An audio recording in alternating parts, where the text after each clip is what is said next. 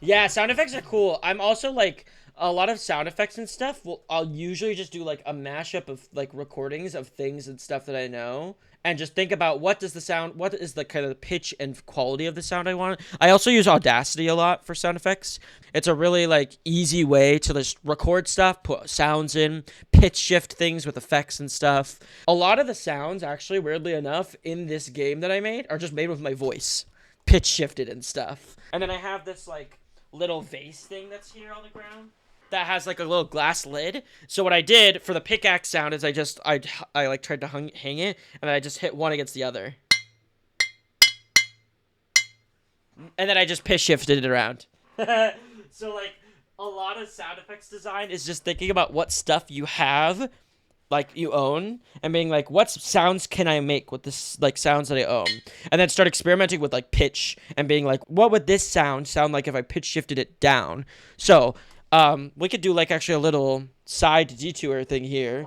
I have this little bottle thing here that was for my Dungeons and Dragons dice, my D&D dice set, and it has like a little cork that goes into it, and if I hit the cork on top of the lid, it creates this sound. And so I listen to that sound effect and I go, what could I use just that sound for? Let me grab one of these. That little pop, to me, that has like almost a popping impact sound to it. And I think if we pitch that down, yeah, if we pitch that down, now if I combine that with the metallic sound, we could get a pretty cool mining sound effect, I think, actually. That last one looked good. You want to be careful of clipping. So this last one doesn't look like it. It looks like it almost clips, but does not quite. So we're going to take that one. We're going to grab all this noise. Noise removal. Let's grab the profile. Grab the whole thing. Repeat it. Perfect. Let's give it some reverb so it feels like it's in a cave. So if you go to effects, where's this? Reverb. Yeah. So clipping is like if you have like a sound go too loud into the mic, it starts to actually like peak the mic. And so if you have like a sound that's too impactful, like you can reduce the gain of the mic that you're recording into, and that will sometimes help a lot. That's actually what I should have done here.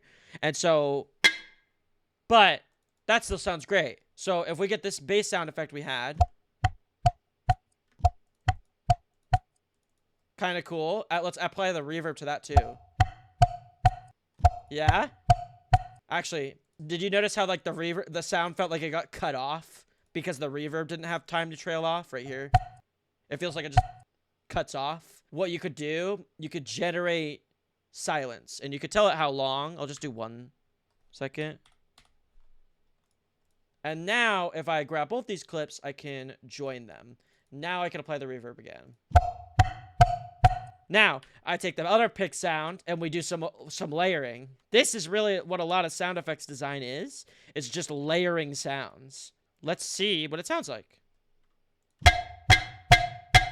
Pretty good, actually. That's a pretty good start. Like, that already gets us in a pretty cool direction. And then you can, now, this is where it's fun, because you can even start playing around with what you want the pitch and the rhythm of it to sound like. So, like, I kind of want it to be like, pa, pa, kind of feeling. Or I was like, doon, doon, doon, doon. So what I'll do is I'll take this one. I'll take this. I'll increase the pitch of it.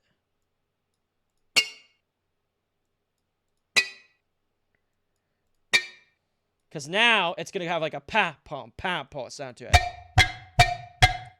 You know what I mean? Yeah? You can like add, there's other effects you can do too. I guess really what I would want to do is I'd want to apply that pitch shift to these two. And then, yeah, on top of that, yeah, you can pitch shift in Godot as well. So if you create a sound effect, every time that sound effect plays, you could also randomize the pitch between like 0.9 and 1.1. Imagine you have like a turning metal fan blade or something. So, okay, here, I actually have a really perfect example of that. So it always starts with like thinking about the sound and how it works, right? So like a metal fan blade has like a like I imagine like a tutu. Sometimes actually an even good place to start is to like listen to references of what it sounds like what, like, see if you could find a sound that's similar to what you were trying to create. So, a big metal fan.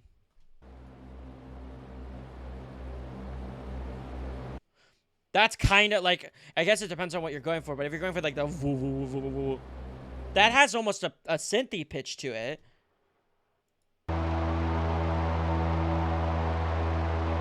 So what that to me sounds like is like a... If I just record my voice and I pitch shift it down, that's the pitch I was going for. Add reverb.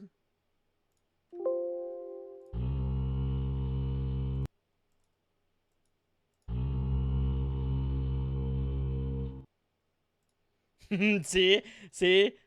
And then there's almost like a noisy sound effect, so it's like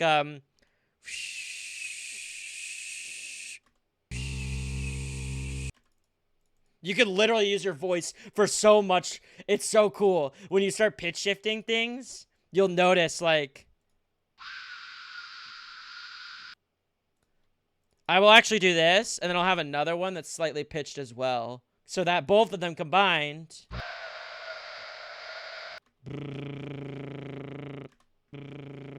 It sounds silly when you hear it by itself, but the moment you start pitch shifting and doing stuff... That's actually pretty good. Actually, that's way more convincing than I thought it was actually going to turn out. It's not too bad.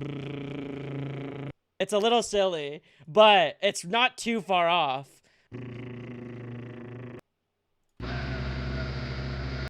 See what I mean?